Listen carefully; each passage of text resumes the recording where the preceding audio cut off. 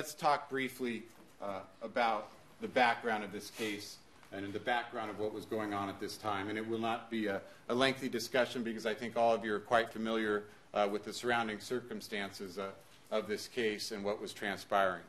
But again, we know Conrad Murray had had signed an employment contract, the parties being AEG, Michael Jackson, and Conrad Murray. He had signed it. However, neither of the other parties had signed it. But we know what Conrad Murray expected to receive. What he expected to receive for his services was $150,000 a month, at least for the 10-month duration of the tour, and possibly longer. What he hoped to get for his services rendered was $150,000 a month. In a trip to London and housing in London, because again, this contract was written up and its sole purpose was for the tour, the desire of Michael Jackson to have Conrad Murray as his doctor on this tour in London.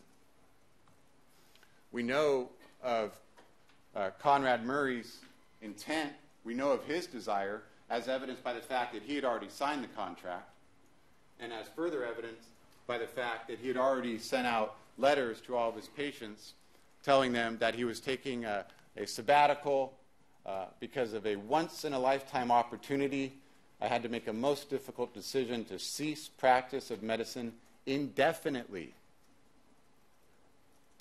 Indefinitely. This is the letter Conrad Murray sent out to his patients.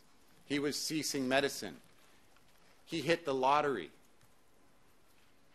He was going to get $150,000 a month.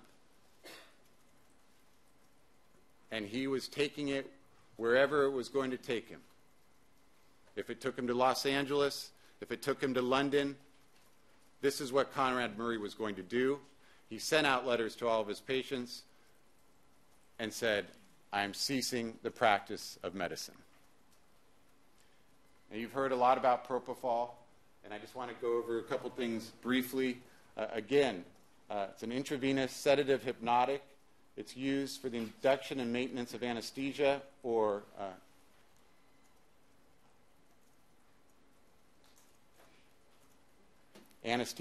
sedation. You know where it's used, you know when it's used, and you know why it's used. What I want to talk about are the shipments and the quantity and the knowledge of Conrad Murray as these shipments continued.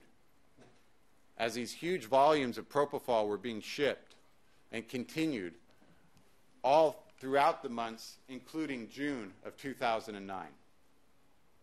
We know they were all shipped to Nicole Alvarez's apartment, not to a medical office, not to a medical clinic, as Conrad Murray had relayed to Tim Lopez, but to an apartment building, left to be signed for by Nicole Alvarez, whoever else may have picked up the package.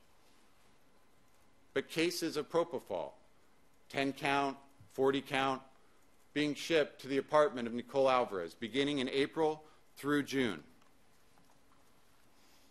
We know, April 6th, there were 10 100 milliliter vials. Those are the large ones. That's People's 30. This is the 100 milliliter vial. 10 of those shipped on April 6th, 25 of the smaller ones for a total of 5,000 milligrams. Then April 28th, 40 of the large vials. 40 large ones, 25 of the small 20 milliliter vials. And again, as far back as April, he is getting lorazepam and midazolam. Keep that in mind when he talks about, Conrad Murray talks about in his interview that, well, I was trying to wean him off. So I started going toward lorazepam and midazolam and the benzodiazepines. April 30th, he is receiving 10 vials of lorazepam and 20 vials of midazolam. We then have the recording of May 10th, 2009, on which you hear the tragic, sad voice of Michael Jackson in some sort of drug-induced, slurred stupor. and you hear the voice of Conrad Murray, evidently seated right there as he recorded the conversation, or excuse me, the voice of Michael Jackson. May 10th, 2009.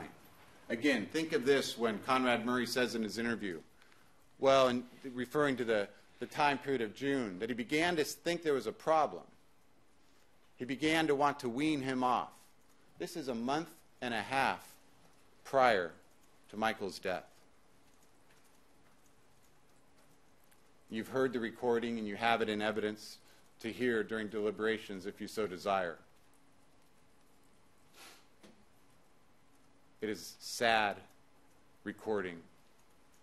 And for reasons unknown, it's made by Conrad Murray on his iPhone and kept on his iPhone by a doctor who will not keep a shred of medical records to be reviewed, by a doctor who could not provide one piece of medical record documenting his nearly 2 months of propofol infusions. But yet, on his own personal iPhone, he records Michael Jackson's voice and keeps it.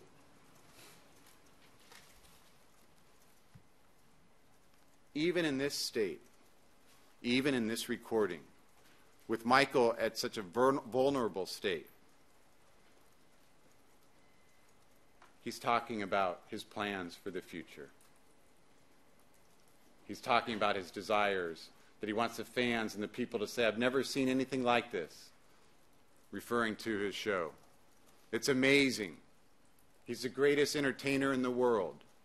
Even in this state, as he lay in his bedroom with Conrad Murray evidently sitting right next to him, he's thinking about the future and putting on a great performance. But even more than that, he's talking about the Children's Hospital.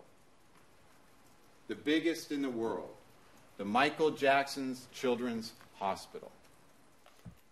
In this state, when he has no reason to believe anyone is even listening to him, when he has no reason to believe anyone will ever hear his words, when he has no reason to believe anyone would be documenting it in any way, in this vulnerable state, in his own house, in his own bedroom, he is talking about what he wants to do in the future. And he is talking about his desire to build the greatest children's hospital in the world. These are his true feelings. These are his true desires. This is what he's saying in a private, vulnerable moment of what he wants to do. And for reasons unknown, for reasons completely unknown and unexplained, Conrad Murray sits by his side and records him on his iPhone.